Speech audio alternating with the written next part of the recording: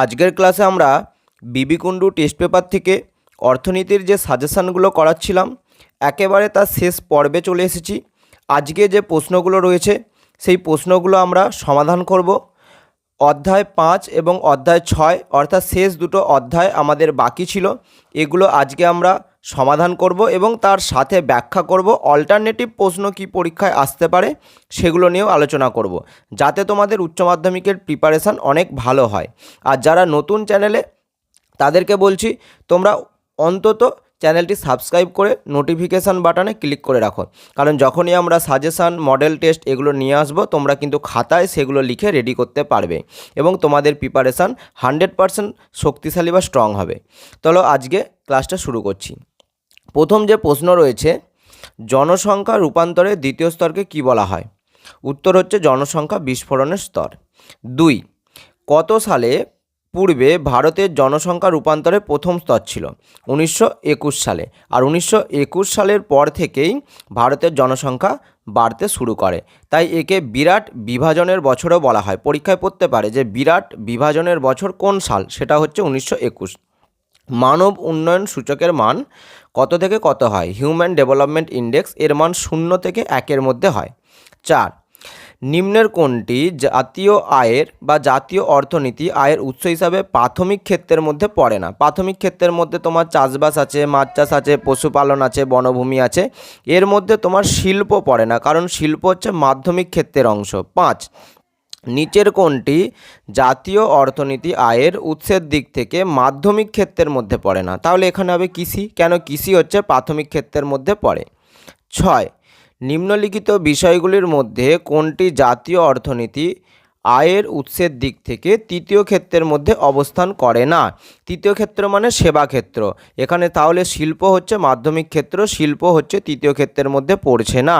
7, নিম্নলিখিত বিষয়গুলির মধ্যে কোনটি পেশাগত কাঠামো বা জীবিকা বা দ্বিতীয় স্তরের পেশাগত কাঠামোর মধ্যে পড়ে না? একই রকমভাবে দ্বিতীয় স্তর মানে শিল্প, ব্যবসা, বাণিজ্য, নির্মাণ কাজ, ঠিক আছে, এইগুলো। তাহলে এখানে কৃষি হচ্ছে পড়ে না। কেন? কারণ কৃষি তো প্রাথমিক ক্ষেত্রের মধ্যে পড়ে। 8, ভারতের মরশুমি বেকারত্ব সমস্যা মূলত কোথায় দেখা যায়? উত্তর হচ্ছে কৃষিক্ষেত্রে। আর তোমাকে জানতে হবে যে মরশুমি বেকারত্ব কি, যে উৎপাদন সারা মরশুম বা সারা ঋতুতে হয় না। কিছু কিছু ঋতুতে উৎপাদন হয়, কিছু কিছু ঋতুতে উৎপাদন হয় না। যখন উৎপাদন হয় না তখন যারা কর্মরত ছিল তারা বেকার হয়ে পড়ে। এই ধরনের বেকারত্বকে আমরা বলি মরশুমি বেকারত্ব। 9, বর্তমানে জাতীয় আয়ের সবথেকে বড় অংশ কোথা থেকে আসে? বর্তমানে বলেছে, অর্থাৎ তুমি 2026 সালও ধরতে পারো, এটা পরিষেবা থেকে। আর যদি তোমাকে বলতো ব্রিটিশ আমলে, তাহলে তুমি হচ্ছে ব্রিটিশ আমলে হলে কৃষিক্ষেত্র থেকে সবথেকে বেশি ইনকাম আসতো। 10, ভারতের অর্থনীতিতে উদারীকরণের পর কোন ক্ষেত্রটি দ্রুত লাভ করেছে? দেখো, একটা দেশে 3টে ক্ষেত্র থাকে, কৃষিক্ষেত্র, শিল্পক্ষেত্র, সেবাক্ষেত্র, বা প্রাথমিক ক্ষেত্র, মাধ্যমিক ক্ষেত্র, সেবাক্ষেত্র। আচ্ছা, 1991 সালের পর সেবাক্ষেত্র দ্রুত হারে প্রসার লাভ করেছে। 11, নিচের কোনটি প্রাথমিক ক্ষেত্রের কার্যকলাপ? উত্তর হচ্ছে খনি এবং খনন, এটা হচ্ছে প্রাথমিক ক্ষেত্রের কার্যকলাপের মধ্যে পড়ে। 12, ছদ্মবেশী বেকারত্ব ক্ষেত্রে ড্যাশ বোঝায়? ছদ্মবেশী বেকারত্ব তাদেরকেই বোঝায় যে সমস্ত শ্রমিকদের প্রান্তিক উৎপাদন ক্ষমতা 0 হয়। এর মানে কি? মানে এমন একটা কাজ সেখানে হয়তো 10 জন শ্রমিক লাগবে, হয়তো সেখানে 15 জন শ্রমিক কাজ করছে, তাহলে 5 জন শ্রমিককে যদি উৎপাদন থেকে বাদ দিয়ে দেওয়া হয় তাহলে উৎপাদন বাড়বেও না, কমবেও না। এই 5 জনকে বলা হচ্ছে ছদ্মবেশী বেকারত্ব। 13, নিচের কোনটি কর্মনিয়োগ সৃষ্টির কর্মসূচি নয়? এটা হচ্ছে বাল্মীকি আম্বেদকর আবাস যোজনা, ঠিক আছে। এটা কি? এটা হচ্ছে আমরা জানি যাদের গৃহহীন তাদেরকে ঘর দেওয়ার জন্য বা পাকা বাড়ি নির্মাণের জন্য একটা প্রকল্প। আচ্ছা, 19, শহর অঞ্চলে সবথেকে বেশি বেকারত্ব কি দেখা যায়? উত্তর হচ্ছে কাঠামোগত বেকারত্ব, মানে প্রযুক্তির সাথে সাথে অনেক পুরনো শ্রমিকরা বাদ হয়ে যায়, প্রযুক্তি পরিবর্তনের সাথে সাথে পুরনোরা বাদ হয়ে যাচ্ছে, বেকারত্ব বৃদ্ধি পাচ্ছে। ভারতে প্রথম পঞ্চবার্ষিকী পরিকল্পনা শুরু হয় কবে? 1950 থেকে 51, কখনো কখনো 1951 যদি থাকে সেটাও দিতে পারো। আচ্ছা, 16, চীনে কোন ধরনের অর্থব্যবস্থা চালু আছে? চীনে আছে তোমার সমাজতান্ত্রিক অর্থনীতি। আর যদি তোমাকে ভারত বলে, ভারতে আছে মিশ্র অর্থনীতি, ঠিক আছে। 17, চীনে গ্রেট লিপ ফরওয়ার্ড এই মূল উদ্দেশ্য কী ছিল, বা এই নীতিটার মূল উদ্দেশ্য কী ছিল? যে শিল্পক্ষেত্রে দ্রুত উন্নতি করতে হবে। 18, জনসংখ্যা নিয়ন্ত্রণের জন্য এক সন্তান নীতিটি কোন দেশ গ্রহণ করে? উত্তর হচ্ছে চীন। ভারতের প্রথম শিল্পনীতি কবে ঘোষিত হয়? 1948 সালে। আর নয়া শিল্পনীতি বললে তোমার হবে 1991 সালে। আচ্ছা, একটা ম্যাচ মেকিং দেওয়া রয়েছে 20-তে। প্রাথমিক ক্ষেত্র তোমার কৃষি এবং খনি সরাসরি আছে। মাধ্যমিক ক্ষেত্র আছে 4-এর সাথে মিলছে, শিল্প এবং উৎপাদন। সেবা ক্ষেত্র তোমার পরিষেবার সাথে মিলছে। আর ক্ষেত্রগত বন্টন তোমার অর্থনৈতিক উন্নয়নের সাথে মিলছে। তাহলে অপশান এ হচ্ছে তোমার সঠিক উত্তর।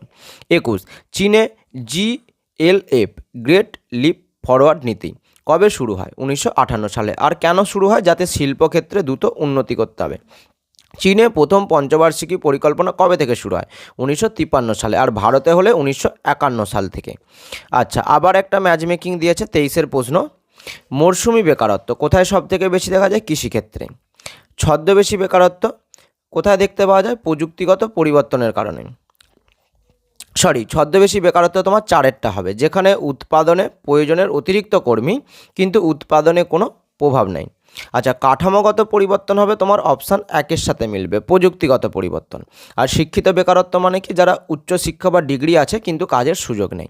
তাহলে অপশান বি তোমার হচ্ছে সঠিক উত্তর। 24, SEZ এর পুরো নাম কি? Special economic zone. 25, কৃষিক্ষেত্রে কোন ধরনের বেকারত্ব সব থেকে বেশি দেখা যায়? উত্তর হচ্ছে মরশুমি বেকারত্ব দেখতে পাওয়া যায়। আচ্ছা, এরপরে তোমরা দেখো অধ্যায় 6। এটা তোমরা জানো অর্থনীতির শেষ অধ্যায়। আর এটা তুমি বলতে পারো ভারতীয় অর্থনীতিরও শেষ অধ্যায়। আর এরপরে আমরা কিন্তু হিসাবশাস্ত্র, বিজনেস স্টাডিজ, কস্টিং, ঠিক আছে, এমনকি অর্থনীতিরও মডেল সেট কিন্তু তোমাদের জন্য নিয়ে আসবো। যে শুধু সাজেশান নয়, যদি 5টা 6টা মডেল সেট থাকে, সেখানে 40টা করে তোমরা যদি প্রশ্ন করো, তাহলে তোমাদের 10টা সেট করলে 400টা প্রশ্ন হয়ে যাবে। এবং সেখানে তোমাদের প্রিপারেশানটাও খুব ভালো হবে। খাতা কিন্তু তোমাদেরকে রেডি করতে হবে, ঠিক আছে, যে শুধুমাত্র ভিডিও দেখলাম, কটা স্ক্রিনশট নিয়ে নিলাম, ঠিক আছে, এভাবে তোমাদের কিন্তু হবে না, কারণ এগুলো মনে থাকবে না। যখন তুমি একবার লিখে নেবে তখন তোমার 10 বার পড়ার সমান হবে, ঠিক আছে। তো আমি ইউনিট 6 থেকে শুরু করছি। কোন ক্ষেত্রে সবুজ বিপ্লব সবথেকে বেশি ঘটেছিল? ধান এবং গমের ক্ষেত্রে। 2, ভারতের কোন পরিকল্পনার সময় সবুজ বিপ্লব হয়? তৃতীয় পঞ্চবার্ষিকী পরিকল্পনা, প্রায় 1966 নাগাদ বা 1960-এর দশকের মাঝামাঝি। ভূমি সংস্কারের প্রধান উদ্দেশ্য কী ছিল? ভূমির সুষম বন্টন, অর্থাৎ যাদের কাছে বেশি জমি আছে তাদের কাছ থেকে নিয়ে যারা কাছে গরিব তাদেরকে ভূমি কিছুটা বন্টন করা, আর জমির যে মালিকানা সত্ত্ব সেই মালিকানা সত্ত্বটাকেও ঠিকঠাক করা। 4, কোন রাজ্যে ভূমি সংস্কার অপারেশন বর্গা সফলভাবে প্রয়োগ হয়েছিল? পশ্চিমবঙ্গে। আর কখন? এটা বামফ্রন্ট আমলে হয়েছিল। অপারেশন বর্গা কত সালে চালু হয়?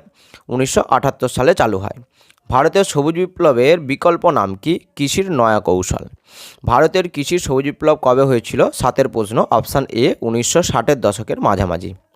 8, সবুজ বিপ্লবের ফলে কোন রাজ্য সবথেকে বেশি উপকৃত হয়েছিল? উত্তর হচ্ছে পাঞ্জাব। নাবার্ডের পুরো নাম কি? National bank for agriculture and rural development. আচ্ছা, পশ্চিমবঙ্গে ভূমি সংস্কার আইন কবে পাস হয়? 1956 সালে।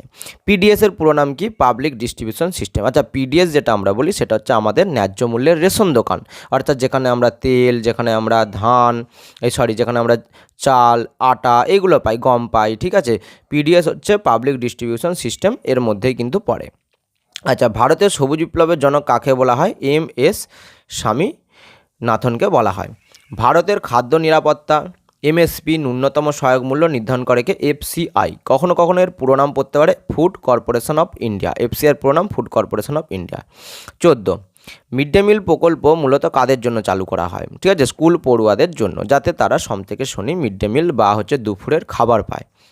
খাদ্য কর্পোরেশন অফ ইন্ডিয়া FCI কবে গঠিত হয়? 1965 সালে গঠিত হয়, ঠিক আছে। এরপরে আমরা চলে যাব 16-র প্রশ্ন। মিড ডে মিল স্কিমটি কোন বছর চালু হয়? 1995 সালে চালু হয়। পেশাগত কাঠামো বলতে তোমরা কি বোঝো? অপশান এ, বিভিন্ন প্রকার পেশায় নিযুক্ত জনসংখ্যার প্রকৃতিকে আমরা বোঝাই। কোন অবস্থাটি একেবারে সঠিক নয় বা কোন বক্তব্যটা সঠিক নয়? এটা অপশান ডি, অর্থনৈতিক কাজে নিযুক্ত সব ব্যক্তিকেই কর্মী হিসাবে গণ্য করা হয়, ঠিক আছে।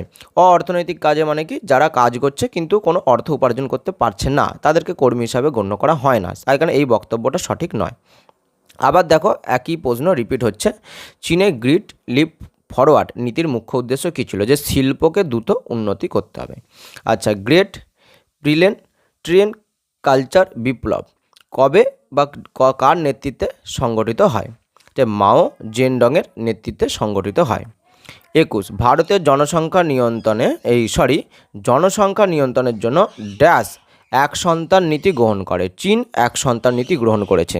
22 কোনো দেশের দ্রব্য ও সেবা কার্য উৎপাদন ক্ষমতা বৃদ্ধিকে কি বলে গণ্য করা হয়? উত্তর হচ্ছে বৃদ্ধি বা গ্রোথ বলে, ঠিক আছে, আমরা গণনা করি। অপারেশন বর্গা এর মূল উদ্দেশ্য কী ছিল? কৃষকদের জমির মালিকানা পুনর্বন্টন করা, ঠিক আছে, অর্থাৎ কারা অরিজিনাল মালিক, কারা বর্গা চাষি, এগুলোকে একদম খাতা কলমে রেডি করা বা সার্টিফিকেট দেওয়া। 24 প্রাতিষ্ঠানিক গ্রামীণ ব্যাংক ব্যবস্থা মূলত বাণিজ্যিক ব্যাংক, সমবায় ব্যাংক এবং জমি উন্নয়ন ব্যাংক নিয়ে গঠিত। এটা হচ্ছে ঠিক। স্বনির্ভর গোষ্ঠী বর্তমানে গ্রামীণ ঋণদান ব্যবস্থায় উল্লেখযোগ্য ভূমিকা পালন করছে। এই ব্যবস্থায় প্রতিটি সদস্যদের কাছ থেকে স্বল্প অবদান গ্রহণ করে এবং সেই টাকা অভাবী মানুষদের ঋণ দেয়। এটাও ঠিক, স্বনির্ভর গোষ্ঠীতে এইভাবেই কাজ করা হয়। কিন্তু তাহলে দুটোই ঠিক, এও ঠিক আরও ঠিক, কিন্তু যথার্থ ব্যাখ্যা নয়, ঠিক আছে, কারণ দেখো গ্রামীণ ব্যাংক নিয়ে কথা বলেছে আর উল্টো দিকে স্বনির্ভর গোষ্ঠী নিয়ে কথা বলেছে। তাহলে দুটোই সত্য হলেও একে যথাযথভাবে আর ব্যাখ্যা করতে পারছে না। 25 সবুজ বিপ্লব ভারতের কৃষির উৎপাদন বৃদ্ধিতে সাহায্য করেছে। হ্যাঁ, একদমই ঠিক। সবুজ বিপ্লবের ফলে উচ্চ ফলনশীল বীজ, রাসায়নিক সার, সেচ এগুলোর উন্নতি ঘটেছে। এটা ঠিক, আর এটা সঠিক ব্যাখ্যাও তুমি বলতে পারো, ঠিক আছে। তো এখানে সঠিক ব্যাখ্যা কি সঠিক ব্যাখ্যা নয় দেওয়া নেই, তাহলে এ ঠিক এবং আর ঠিক, ঠিক আছে। তো তোমাদের এতটাই কিন্তু ছিল সাজেশানে বিবি কুণ্ডুর টোটাল অর্থনীতির সাজেশান করিয়ে দিলাম। প্রায় 120-25টা প্রশ্ন তোমাদের করিয়ে দিলাম। 3টে পার্টে করিয়েছি, 3টে পার্টেই কিন্তু তোমরা দেখবে, খাতা রেডি করবে। আশা করি অনেক প্রশ্ন তোমরা উচ্চ মাধ্যমিকে কমন পাবে। আজকের জন্য এতটাই, ধন্যবাদ। নেক্সট ক্লাসে আবার দেখা হবে।